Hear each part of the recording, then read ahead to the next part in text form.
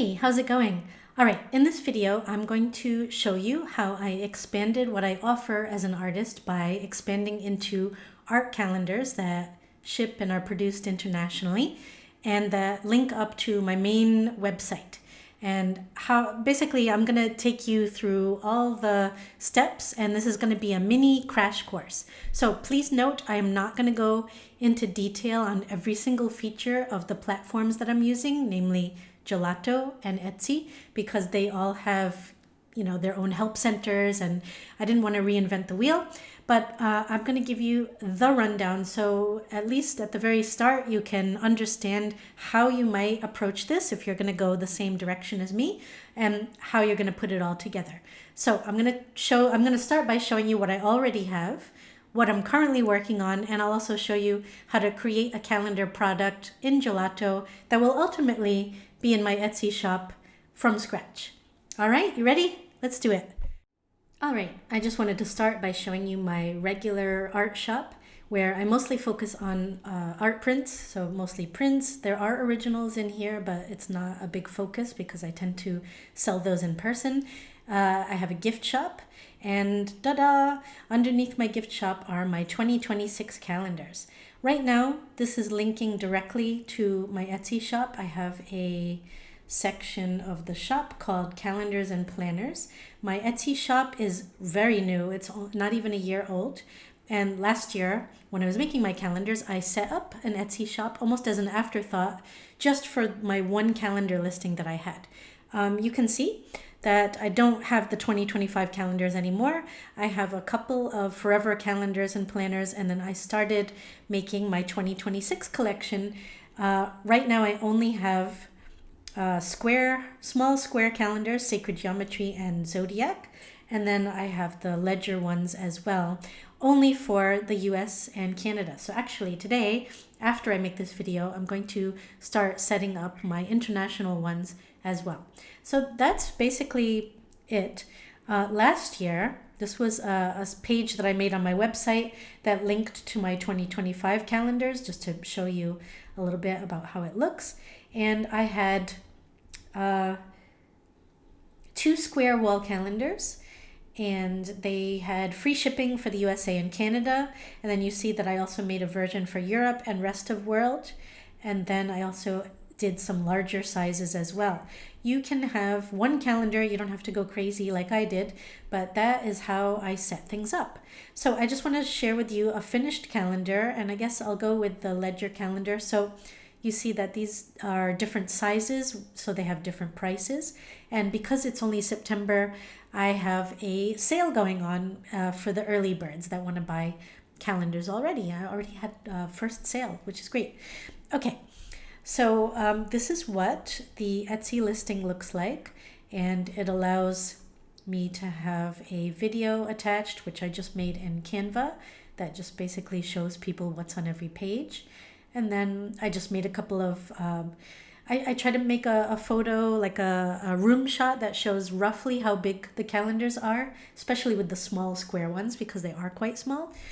And I also made, a way for people to see what all the images are in this calendar, as well as a couple of images that I got when I actually made the calendar. They're mock-up images of the different months, etc., etc. So everything is here in my Etsy shop, but everything started with Gelato.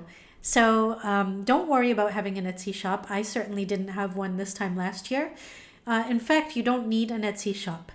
A little bit about choosing a print-on-demand site though. So I am using Gelato. This will be my second year using them. I like them very much because they're a company, even though their name sounds like they're Italian, they're Norwegian, and they have a international network of local printers.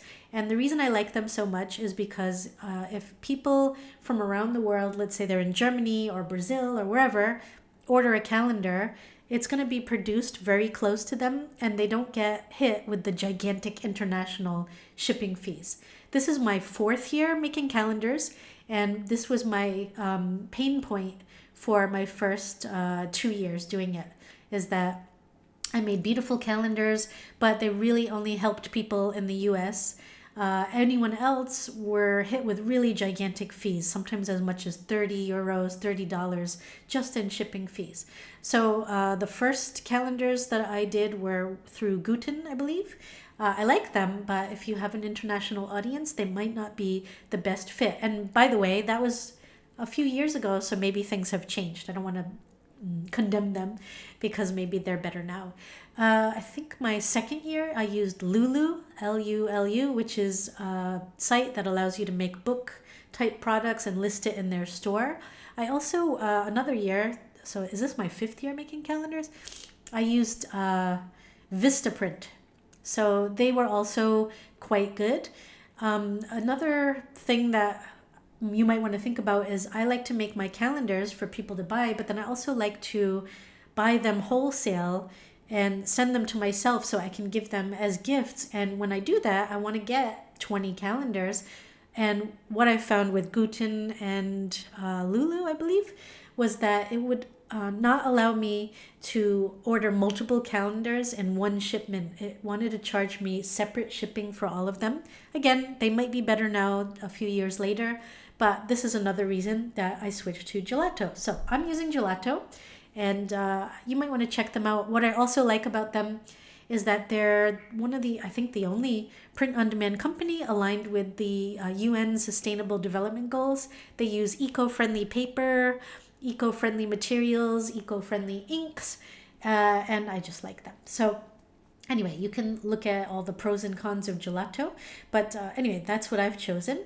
And so if you go there, you will get a page like this, gelato.com, and you can sign up for free. I'm going to just log in because I already have an account with them. So I'm going to sign in.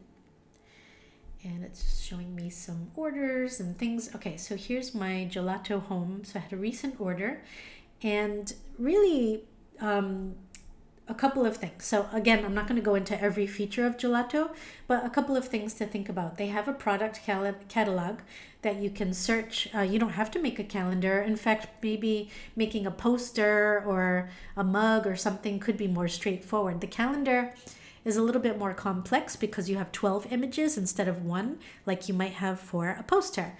But anyway, so they have a calendar and you can kind of check out all the things that they offer. This is a little bit of a preview of some of the things that they offer.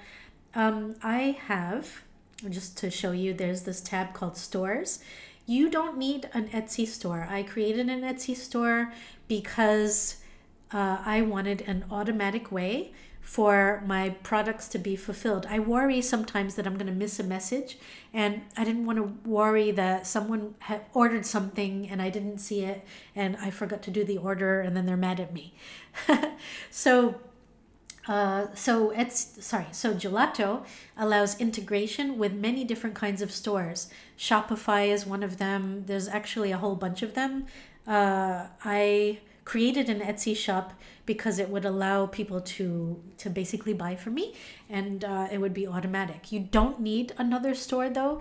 You could just have your own Gelato store, and you could put a little button on your website where people pay you through Stripe or PayPal. They make the order, and then when you receive the order, you then log into your Gelato account and you make the order through your own store, and it goes directly to your customer. So there's multiple ways to do it.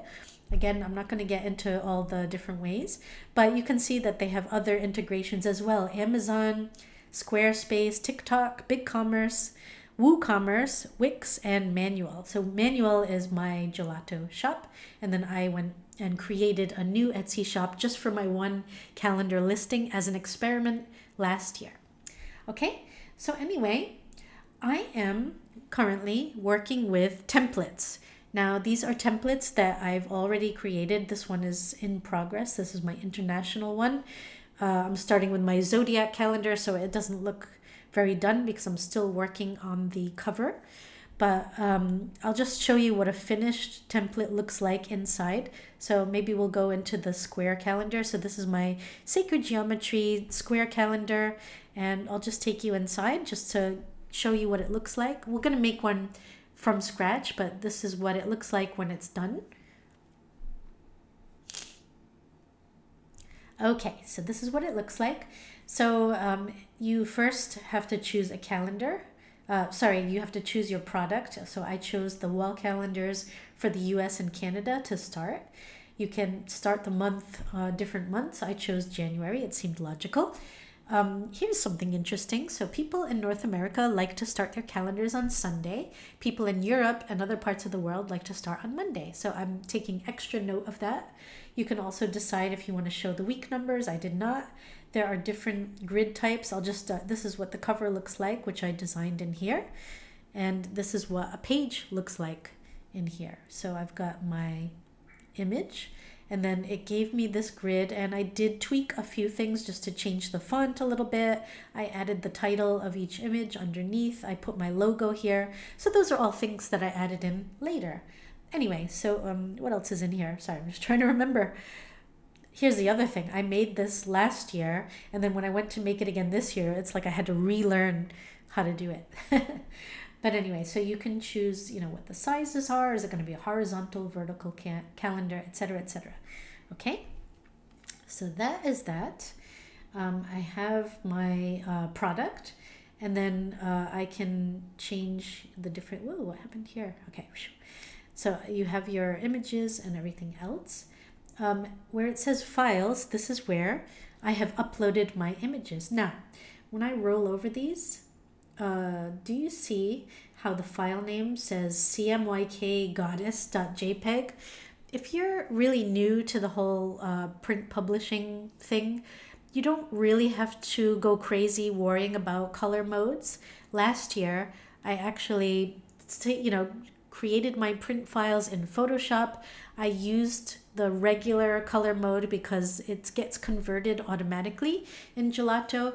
This year, though, I decided to do it myself, convert my images to a print resolution, just because the print resolution can get a little bit dull sometimes because you're converting from screen resolution with all this beautiful light going through and your images look so nice, almost like stained glass. And then when you convert it to print, it can look a little dull. So I did that in advance, and then I kind of upped the contrast and saturation a little bit so that it would just print a little bit brighter.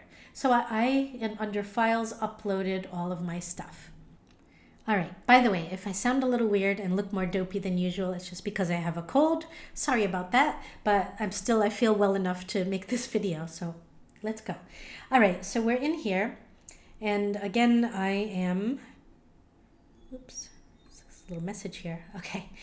I'm in here, and again, I've got my product, my files. These are all my tools for creating, the different images.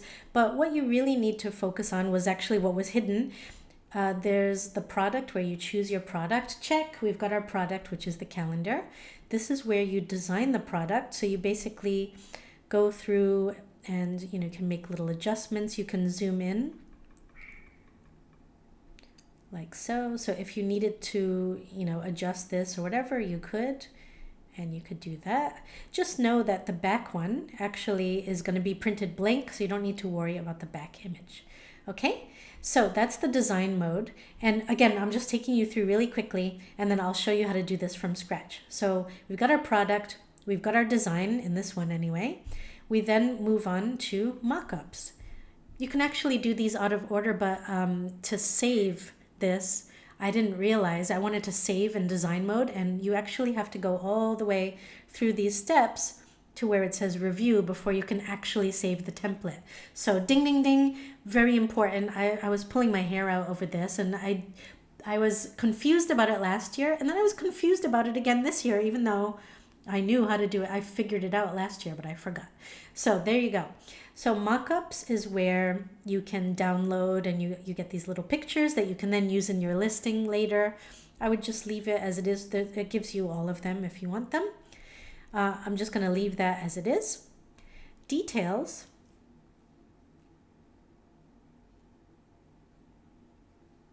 Okay, details is where you're going to put your title and your description. You don't really have to, you could just put some placeholder text in here for now. You can always come back in here later and update this. It also asks for tags. This is almost like in preparation for putting your putting your product up on Etsy, but you just need to maybe put some dummy text in to start, so don't worry about that. There's also a prices section. And here, this is kind of cool. So it gives you, mine is a little bit confusing because I do live in Italy, and if I wanted to, I could tell it to, show me this in dollars. You're probably not going to have this issue because when you set up your shop in Gelato, you'll say where you live, and there's probably not going to be a mismatch like for me. But I could preview my costs in dollars or something else, and you can also say where you want to preview this. I have mine set up right now where I put in, there's actually like a little price guide as well. So it can tell you like what your, your costs are going to be.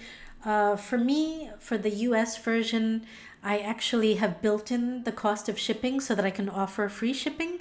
For some reason, this does a lot better on Etsy, but I only do it with my American and Canadian products.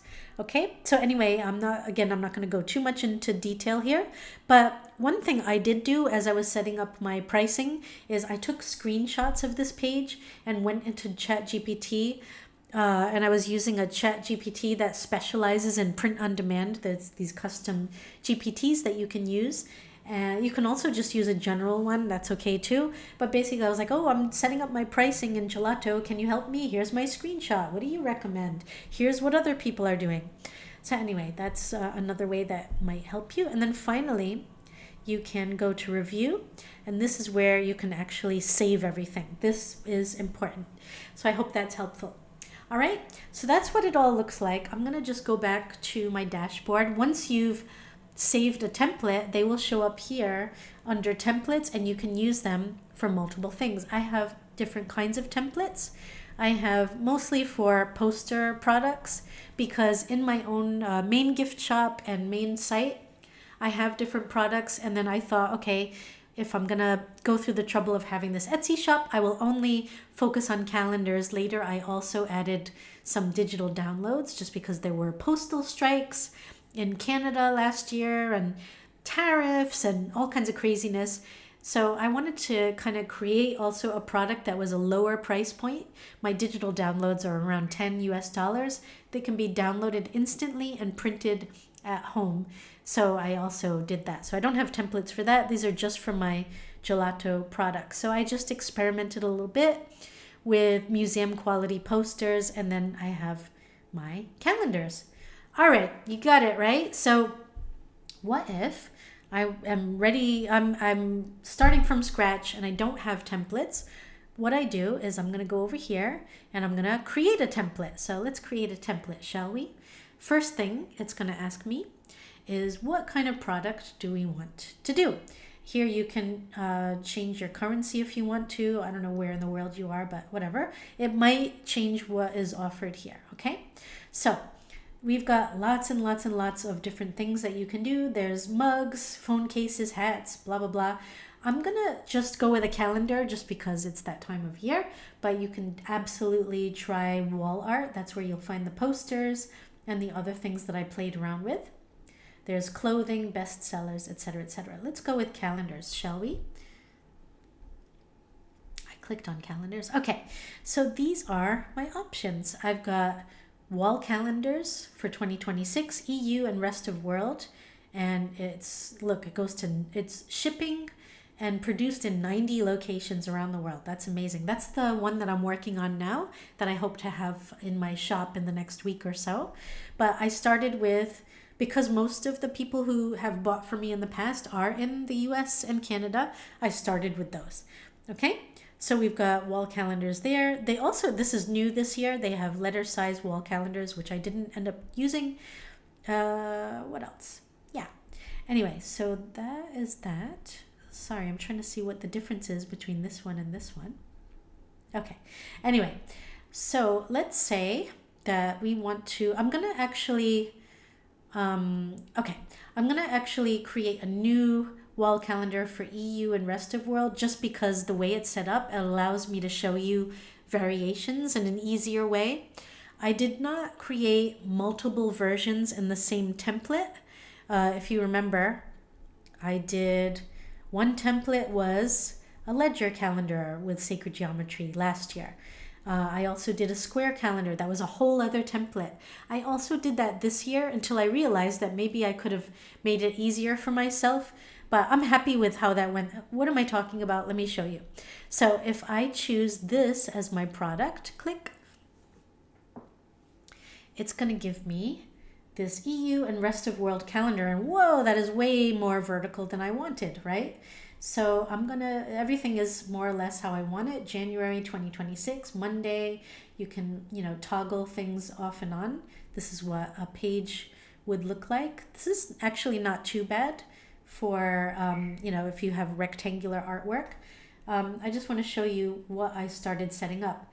So actually, I didn't want this vertical calendar. I actually want this one, and I'm going to uncheck that one, an A4 calendar and an A3 calendar.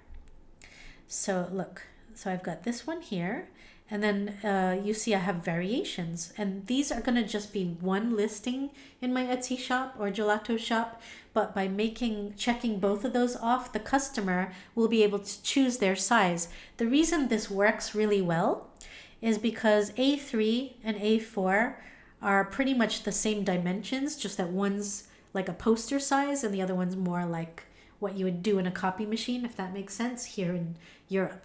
Okay, so just one thing I should share with you. This one was more complicated for me in particular because my work is square, and you see that the artwork area is not the right dimensions for what I wanted. So just maybe I should open up a new tab here just to show you. I'll just do it in this one. Basically what I did is I got rid of that, and I actually moved this down a little bit, keeping in mind there's like a safety area, so I didn't want to go too low. And then I actually just squished my grid down just a little bit, and then I'm holding down the shift key to select both of these. Oh, and it doesn't like it actually when you select both of them. You can also use the arrow keys. But anyway, that allows me to move that down. So if I do put in an artwork, I can just drag it in. And now I've got a square artwork, and I can use the arrow keys to allow me to just nudge it a little bit. And if I need to, I could also maybe move this down just a little bit so it's not so squishy.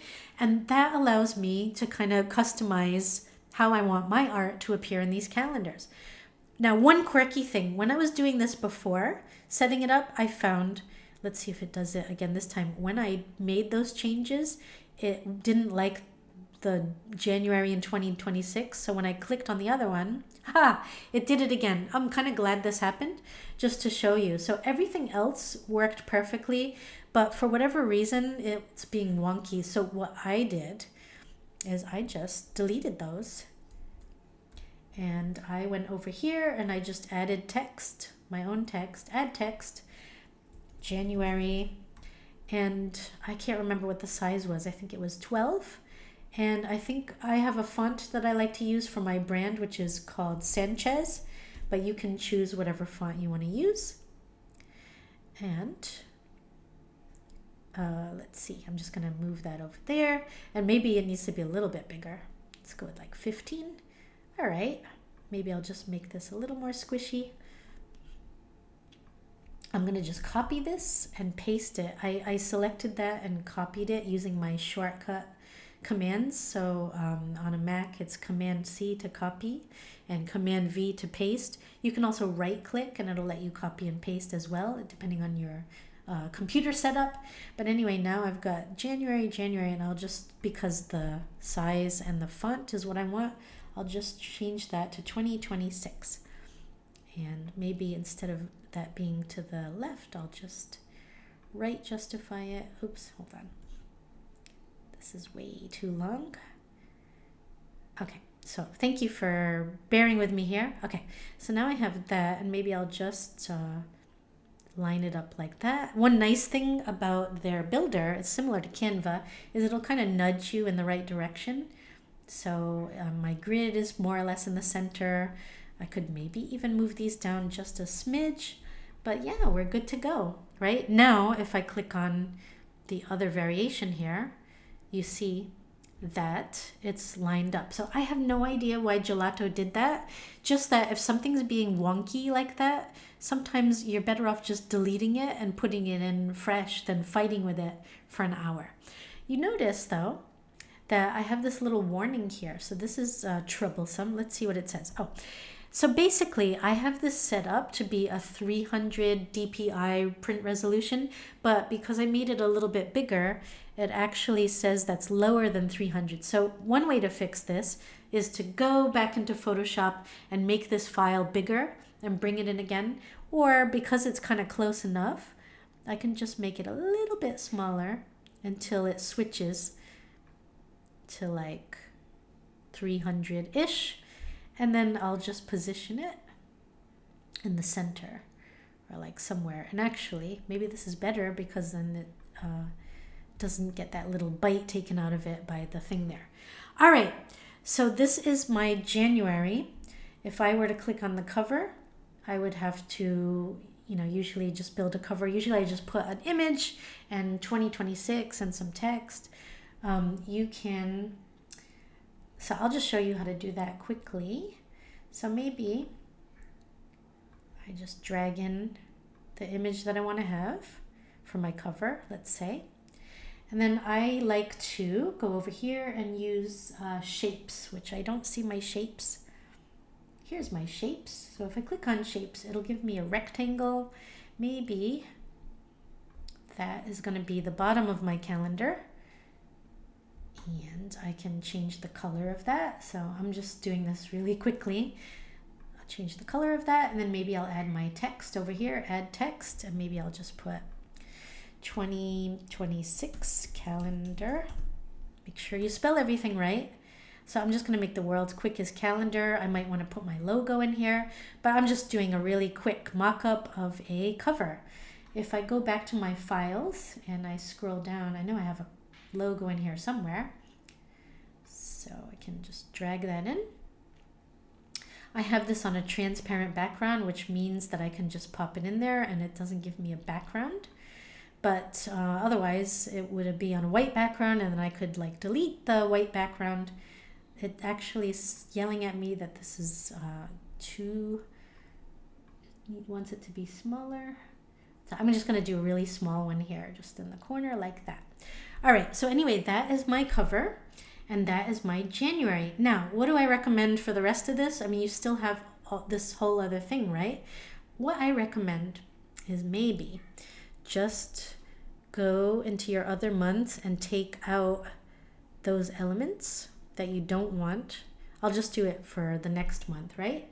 And then for January, and for this grid here, what I know this is a little bit laborious and maybe you don't even have to do this. Maybe you have the perfect size artwork, but more or less I remember that I dragged this pretty much to like the edge like that.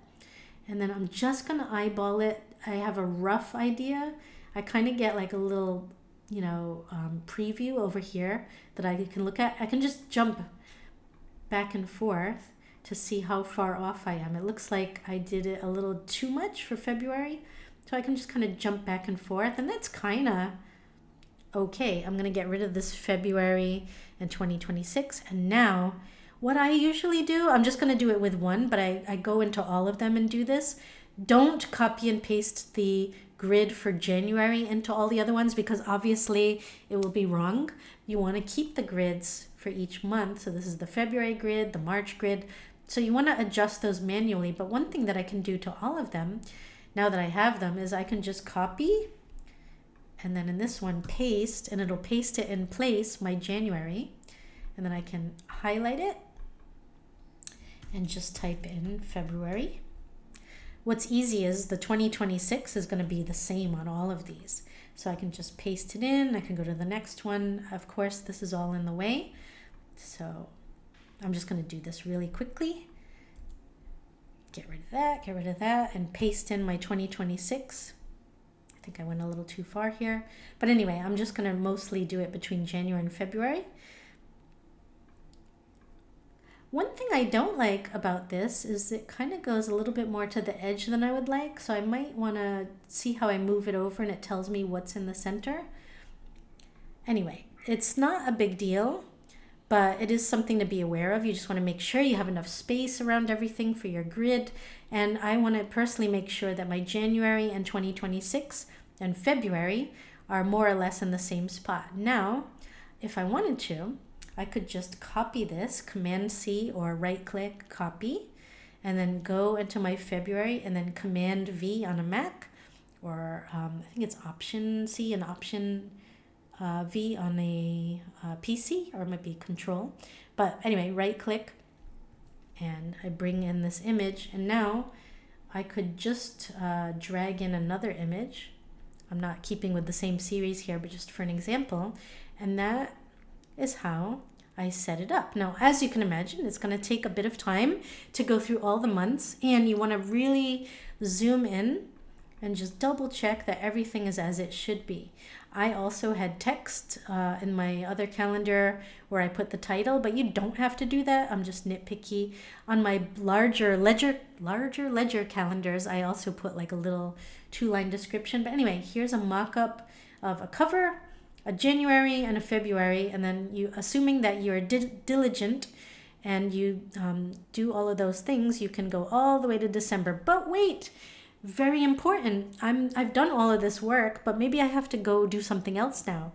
Don't leave it because it's not going to save. I can't tell you how frustrating this was for me last year. So what you want to do is, do as much as you can, but then you're going to continue to mock-ups. I don't know why it doesn't let you save as is, but we're going to continue to mock-ups and whatever. I don't really care about mock-ups at this point. I'm going to continue to details. And this is actually dummy text that Gelato puts in automatically. Just be careful because the features are not for the buyer. The features are for the seller. So you don't necessarily want to use this. Maybe just the high quality printing, but everything else is like, allowing you to create a unique calendar that suits your style and budget. Blah, blah, blah, blah.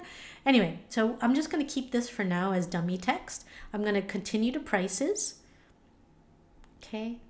And we'll just keep it as like a default for right now, which is like a 50% profit margin. Again, you can do a deep dive into this. What we really, really need to do right now, more than anything else, is continue to review. It has our product and 2 variants, the A4 size and the A3 size. You notice that there's the sizes here. There are different prices and profit margins here, delivery regions here. Really, the only most important thing about this right now is we just want to save the template.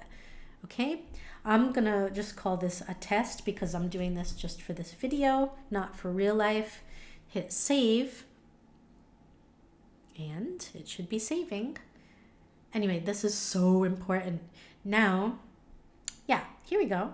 So now if I go in my templates window in Gelato, I've got the calendar that I've started setting up with you. I can go back into this at any point and edit to continue working on it.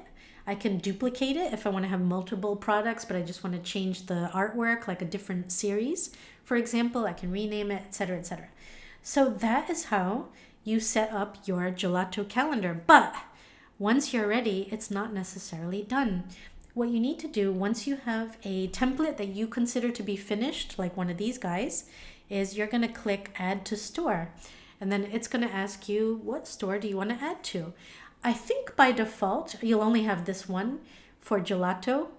I personally, this is where I add it to my Etsy shop. So if I click on add to my Etsy shop, first of all, I have to already have an Etsy account. I have to already have set up like a dummy shop in there with all of my stuff. So that is going to take you some time. So don't do this, obviously, if you don't have an Etsy shop. Otherwise, you just have your Gelato store, and that's actually all you need to offer calendars. You can then go to your website and maybe make a page like this one. And I actually have this is from last year. I'm still making my 2026. But basically, you could just have a simple page with an image of your calendar, maybe a description, the price, whatever, and then the button could actually just be like a button that goes to your Stripe or PayPal or whatever checkout system that you have on your personal website. It could also be as simple as a contact. So they contact you, you get an email, and then the customer tells you what their shipping address is, what they want, and then you could charge them or invoice them. And then you go back to Gelato, into the Gelato shop, and you make the order on their behalf, have it sent to them directly. Done. That's the easiest way to do it. I have mine set up where it goes to my Etsy shop. My Etsy shop looks like this, and they complete the checkout process on Etsy itself. Okay? All right, I'm trying to be as simple as possible here. Let's say that you do have an Etsy shop. You went through all the steps, you set it up, you basically add it to your Etsy shop. I'm going to click here. And don't worry, it's not going to publish automatically. It actually does something which I thought was confusing. It actually takes you to another builder, but it'll all be filled in already. So I was like, what? I have to create it again? No, it's just a formality. So basically what you do, you might want to just double check that your design is as you want it to be. You have your mock-ups, which should all be as, you know, as you expect. This is where you could download these images, which you could put in your Etsy listing. Details. Again, this might be where it comes in all, you know, squished together like this, but you could put in your actual Etsy text in here. Your prices are over here. You see that my prices now factor in the shipping cost, and then there's the production cost, the shipping costs. I like to make sure that I have a cushion so that if I have a sale, let's say like 20% off, which is the largest sale I can offer on this product, I'll at least make like a little bit of money, but it's more like, they call it a loss leader. It's more just to like invigorate the listing and get people interested in it and kind of get the ball rolling, but you're not really making a lot of money on each calendar product, maybe just like $3 to $5 or something like that. Anyway, when you go to review, this is where it will publish to your Etsy shop, but it'll only publish it in the draft section. What am I talking about? Let me show you. So here I am in my Etsy shop, and I need to go to my shop manager on Etsy. Again, I'm not going into all the little details. It's just showing me like today's stuff. If I go under my listings, this is where all my listings are on the back end. And if I were to hit publish in Gelato, it would show up under my drafts. I could then click on that, continue to edit, set it up as I like it, and then hit publish, and yoink, it's then in my Etsy shop where it would be live. Let's just go to my Makalulu studio. It would be live with my other listings and be oh so pretty. So that is the world's quickest rundown on how I made a Gelato calendar and then linked it to my Etsy shop. All right, so that is how you make your products. If you need any additional information, dive into the details. There are little chat widgets both on Gelato and Etsy with a little AI helper. You can also talk to a real person. Their customer support on both platforms is really good. You could also get free videos and tutorials, either text-based or video, for every single feature on both platforms. But I hope that my video was helpful in giving you an overview of how it all works together. And now it's just a matter of, will you do it? Let me know. All right, I hope this was helpful. See you next time. Bye.